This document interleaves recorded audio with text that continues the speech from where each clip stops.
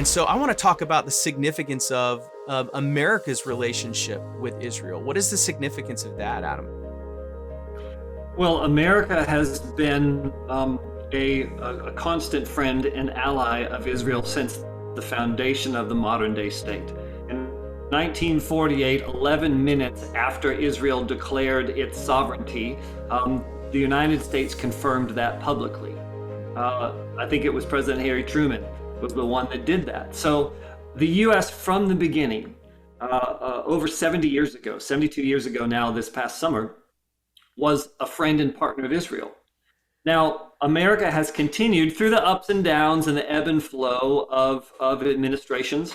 A lot of our support of Israel comes in the form of security support, and that gets triggered a lot through both Congress and through executive order. So the U.S. government's support of Israel and its security situation, a huge percentage of Israel's budget goes towards securing its borders because they are surrounded by nations that have said and continue to say that they want to wipe Israel off the map. The crazy Ayatollahs in Iran continue to say they don't want to just have a Palestinian state in Israel. They want to destroy Israel completely. So Israel takes those threats serious, and the United States takes those threats serious. So our biggest purpose for supporting the nation of Israel currently is to establish a secure, democratic, free bastion where there's religious liberty and that there's freedom to vote for who they want to vote for, that there is economic opportunity, both for Jews and Palestinians, for Arabs and Jews in Israel. So America supports that in the security situation through dollars and information and technology. And I think that that's a significant reason that we need to continue to support Israel. Yeah. Aside from the biblical mandate, I think we get the biblical mandate. Just from a national policy mandate, it's important to support Israel because of who she is in the region. But from a biblical perspective, they are a fulfillment of prophecy about all the prophecies in Jeremiah and Ezekiel about coming back to the land from which they've been deported and being established, never to be uprooted again. That vines would be planted in the hills of Samaria and the grape dressing would happen again, and that they would live in the homes and create the vineyards. And all of this stuff is happening in fulfillment of biblical prophecy today. And as an evangelical believer, supporting the work that Israel is doing to reclaim the land and to be a light to the nations is a key part of being a Bible-believing Christian. Yeah. And that doesn't mean that as a Bible-believing Christian, anything that the Israeli government says goes. That God commands that we support Netanyahu. Like, that's not the same thing. Support for Israel is not the same thing as saying that I support the current administration in Israel or in the U.S. It's about a heart, affection, and commitment to pray for, to love. I encourage everyone to go to Israel to see and walk the land.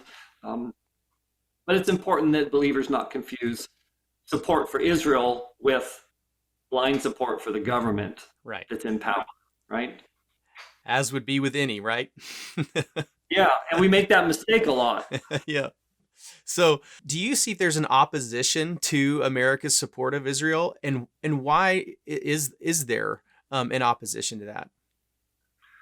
Well, there is a significant support to the ongoing U.S. support for Israel. And I think that there's two major battlefronts. One is this geopolitical one, where they're fighting for dollars and security. And then two, it is this court of public opinion. There is a very serious marketing campaign that's been going on since the 50s and 60s, late 50s, early 60s, trying to paint Israel as occupying force to a land that they stole from a peaceful tribe of Palestinians. And that whole narrative is spun in a particular way. And one of the greatest oppositions to the United States' continued support to Israel is a movement called BDS, Boycott, Divest, and Sanction. This is something that's pushed by the United Nations and a lot of other organizations around the world. And it says that we're going to boycott anything or anyone that does business with Israel. We're going to divest, which means to pull out investments from any corporations or any companies that are doing business with Israel or anyone that does business with Israel.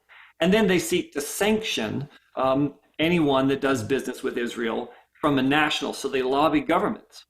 And a lot of states, Texas is one of them, passed anti-BDS legislation saying the state of Texas is not going to get federal tax dollars or state tax subsidies from any company that supports BDS, because BDS is economic terrorism. It's an economic assault on companies that want to do business with a free democratic nation in the Middle East. It's the only one in the Middle East. So that is one of the greatest oppositions that Israel faces and that America faces. American companies are targets of this. So I encourage our listeners to read up about the BDS movement and what the real effects of that are, because it's a significant threat.